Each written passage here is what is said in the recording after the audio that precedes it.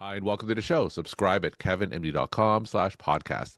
Today, we welcome Priya Panneerselvam. She's an obstetrician-gynecologist, and today's Kevin MD article is How Medicine Reflects Women's Silence. Priya, welcome to the show. Thank you so much. Excited to be here. All right, so let's jump right into your Kevin MD article. And before talking about it, what led you to write it in the first place? I work at the county hospital. It's a safety net hospital. 90% of my patients are Spanish speaking. We also teach, we have residents, and it's a very fulfilling job. And with our patients, I noticed a lot of them coming in with the same hesitation, the same silence, the same inability to kind of express what is actually happening in their life that I felt myself. And, growing up in a immigrant family, in an Indian family, you're always told to put everyone else first. You're always told to be quiet, obedient. And it was just a lot of those dynamics that I had seen with my patients that kind of hit me and then made me really reflect on my journey as a human, my journey as a woman, my journey as a woman of color. And it made me think about my mom and my mom who had a traditional arranged marriage from India, came to the US with my dad after knowing him for like 10 days. Mhm. And, she was like the perfect Indian daughter, quiet, obedient, did what everyone always said. And now, as an adult, I see my family in India comparing me to her and how different I am to her. But it hit me that it wasn't that long ago, that women were silenced and women were told to behave a certain way. And now we're kind of coming full circle. Now we as a country are in a situation where women, again, are being silenced. Women's bodies are being controlled. And as an OBGYN, luckily in California, I'm very fortunate to be in a state where we get to still care for our patients in the way that's best for them. But it's just really unfortunate. And it's not what you would think the US would be like for Mhm. women. You would think that we would be far more progressive than we are. That's why our parents came to this country. So, anyways, a lot of things, a lot of emotions that come out when I think about this. So when you talk to your patients, you said mostly from immigrant population, and they're silent in the exam room. Are they for routine gynecologic and obstetrician appointments? What's it like in the exam room? I do a lot of gyne care more than OB, honestly, because most of my colleagues, there are few of us that operate still. Yeah. So, and I'm kind of young in my career and I love to operate. And so when patients come to me and they bring up gyne issues or even menopausal symptoms, or, you know, it's hard for them to tell me that something is wrong. Sometimes they don't even realize something is wrong with their bleeding patterns or with their pain or, like that's not something that's talked about in the community. Sometimes people don't even realize this is not normal because they don't know what normal is. So we haven't educated the community or, health literacy just isn't where it should be, very honestly. And I see this in the Indian community too with my family, my friends. It's very hush hush. Everything is taboo. Nobody wants to talk about infertility. No one wants to talk about fibroids or bleeding. Like no one wants to acknowledge that. Yeah, it feels everything feels foreign, I think, is what it is. And it's an injustice to women, truthfully. It really is. Another thing that kind of comes to mind is we do a lot of colposcopies and colpo clinics. We have so many patients that are HPV positive or that have abnormal pap smears and need procedures. There is no current testing for men for HPV. It Mhm. is a total injustice to women. There are all these things, again, that are just fueling my fire, I guess. Mm. Now, in the exam room, especially coming from the cultural story that you shared with us, how do you connect with these patients who are silent? What are some of the things that you do as a physician and from someone with your cultural background and the story you shared? Yeah, I think the first thing is giving them that space, learning to listen, learning to understand that each culture is different, being competent in that or trying to be patient. Yeah, it might take more time, but it builds so much more empathy and it allows us to connect with them at a different level. So they feel safe. And maybe it takes two or three times of meeting them. Hmm. I had a patient who once told me I was trying to, kind of rush through something because I was trying to get her to the OR for a procedure. And then I said, well, you can read about this later. And then she looks at me, she said, I can't read. Hmm. And, so it was things like that where I didn't know for like 7 meetings maybe that she couldn't read. And finally, she felt comfortable with me to say, hey, actually, like, I'm going to need you to slow down and really help me through this. So, and that was a big lesson for me to slow down. It's okay. Take it easy. Build that relationship. Be a person that they can trust.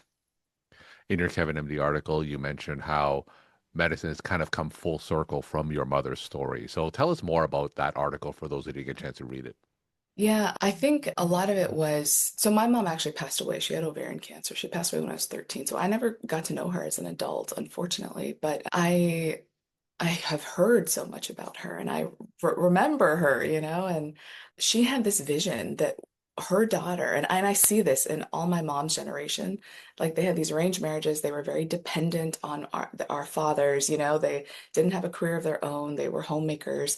They raised their kids. But because they were put in this position where, hey, our job is to take care of the family, Hmm. they made their daughters be like, incredible. Like their daughters have careers, their daughters can take care of the household, their daughters can do it all because this was the fallout from this situation. And so now you have all these women who are like incredible, who can do everything. And I was thinking about it and I was like, this is awesome.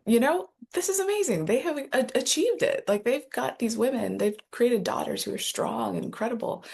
But now what? Now what? Like, if this country isn't okay with a female president, now what? What difference does it make, Hmm. right? I think about in my own department, which is awesome. We have a great chair, but our chair is a white male, and most of us are women of color, and we take care of women of color, so it just feels like, okay, yes, maybe at a personal level, there's been a lot of difference made, but what about at a regional level, at a national level? Like, why haven't we as a community been able to accept women in these powerful positions, you know? So, what are some of your hypotheses? What do you think are some of the reasons why women, and especially in your case, women of color, why are they not in leadership positions? What do you think is happening? I don't know if I could say this on the podcast, but I think there is a sense of keeping us down, Hmm. There is a fear of how powerful we can be, of how competent we can be, how incredible we can be. I think there's a fear. It's threatening, And I see that all the time where, men who are commanding and they have real leadership potential. But people don't say that about women. They say, oh, she's really bossy. The language is different, the views are different. OBGYN used to be a male-dominated specialty. Now it is a female-dominated specialty. The minority in the specialty are men. And I think that's a very cool thing. It shows how women are kind of taking back this power to care for women. Yeah, so it's kind of an interesting shift that we're seeing. And I think that's powerful and good. But then now, you've got legislation that's limiting how people take out student loans. You're now it's kind of pushing back at like people who maybe thought a dream was impossible and thought they could achieve it. Now maybe it's not possible anymore. So it feels like things are going a little bit backwards now, and we're coming back to this kind of oppressive, less progressive part of society.